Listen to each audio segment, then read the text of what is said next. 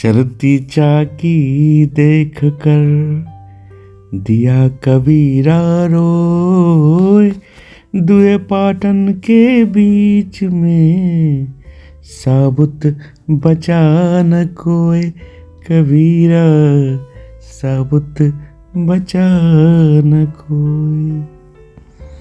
मित्रों नमस्कार। हमारी ज़िंदगी की हकीकत क्या है?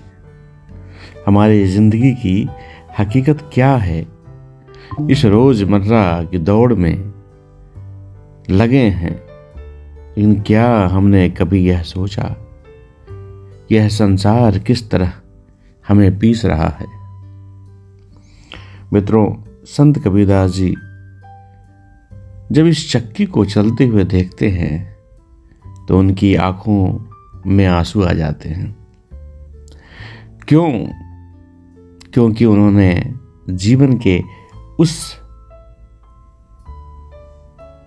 सत्य को देख लिया था जो अधिकतर लोग नहीं देख पाते हैं।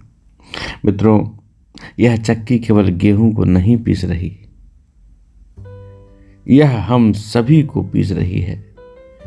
दो घाटों के बीच में कौन है? अभी प्रश्न उठता है तो ये दो घाट कौन है पहले ये समझना है। ये दो घाट में से पहला जो घाट है वो पहला घाट समय है और दूसरा हमारा कर्म है। समय हमें लगातार आगे बढ़ा रहा है और कर्म हमें अच्छे बुरे फल भोगने को मजबूर करता है।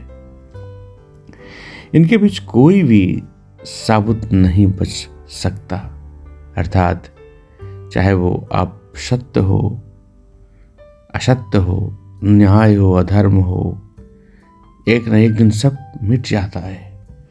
इस समय और कर्म के बीच में जो भी आता है वो आपका जीवन का अस्तित्व हो, आपका जो भी भाव हो, वो सब एक दिन मिटने वाला है। मित्रों, यह संसार एक निरंतर चलने वाली चक्की है। संसार को ही कबीरदास जी ने एक चक्की के रूप में चित्रित अपने भावों में किया है, और जहां हर इंसान अपने हिस्से का संघर्ष झेलता है, ऐसा ये संसार है। कुछ लोग सुख के क्षणों में मस्त हो जाते हैं तो कुछ दुख के भार से दब जाते हैं, लेकिन दोनों ही इस चक्की को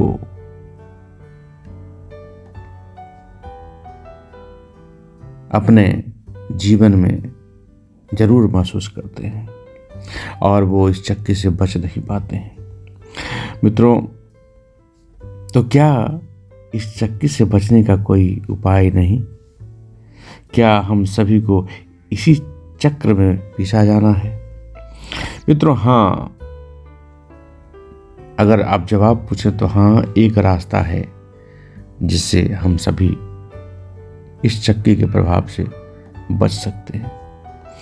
जो व्यक्ति इस चक्की के बीचों बीच केंद्र में खड़ा हो जाता है वह पिसने से बच सकता है। मित्रों, इसका अर्थ क्या है बीच में खड़ा होना, अर्थात इसका तात्पर्य क्या है? मित्रों, जो संसार के उतार चढ़ाव में फंस जाता है वह इस चक्की में पिस जाता है, लेकिन जो अपनी आत्मा को पहचान लेता है, अपने भीतर स्थित परम सत्य को जान लेता है, वह इस संसार की चक्की से मुक्त हो जाता है। मित्रों, आध्यात्मिक जागरूकता की इस चक्की से बचने का एकमात्र तरीका एक ही है, वो है आप अपने आप को आध्यात्मिक रूप से उन्नत करें, जागृत करें।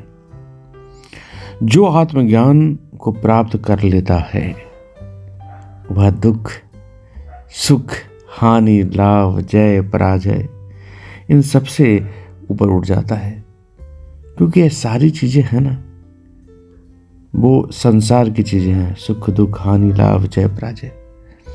लेकिन जो व्यक्ति आत्मज्ञान प्राप्त कर लेता है वो इन सब चीजों से ऊपर उठ जाता है। तो अब हमें यह सोचना है कि क्या हम इस चक्की में पीसते रहेंगे या इसके केंद्र में खड़े होकर जीवन के गहरे सत्य को जानेंगे।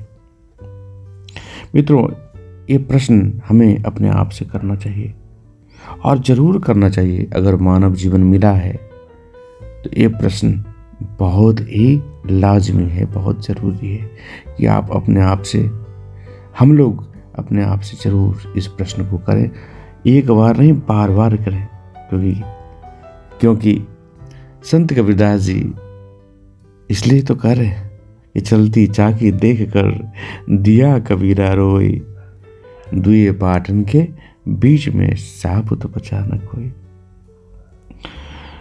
मित्रों, इन्हीं शब्दों के साथ और एक अच्छे भाव और मन से बस यही कहना चाह रहा हूं कि आत्मज्ञान और सत्य को पहचानना ही हम लोग का इस मानव जीवन का परम उद्देश्य होना चाहिए, ताकि संसार का जो चक्र है, संसार का जो हम लोग पे जो असर है, उसको कम करके, उसको ऐसा समझ कर, ऐसा जान कर कि अगर इसके बीच में हम आ गए तो हम बच नहीं पाएंगे, तो इसके बीच में अपने आप को आने देना ही नहीं है। इससे हमेशा अपने आप को दूर रखना है, और इसका एक ही उपाय है कि हमारा जो चक्की का बीच का है, जो बीच का आधार है, जिसके कारण चक्की भी चल रहा है, संसार भी चल रहा है, वो परमात्मा है, वो सत्य है, वो परम तत्व है। उस परम तत्व से अपने आप को लिपट कर रखना होगा, उस परम तत्व के साथ जुड़कर रहना होगा, उस परम तत्व के करीब ही रहना होगा, और सतत करीब रहना होगा, हमेशा करीब रहना होगा। तभी ही हम इस संसार में रहते हुए इस संसार के प्रभाव से भी बच सकते हैं, इस संसार के चक्र में पीसने से भी बच सकते हैं। तो मित्रों, इन्हीं शब्दों के साथ मैं अपनी वाणी को विराम देता हूँ। आप सभी को नमस्कार करता हूँ। संत कबीरदास जी के चरणों में बार बार प्रणाम करता हूँ। जय सिया राम।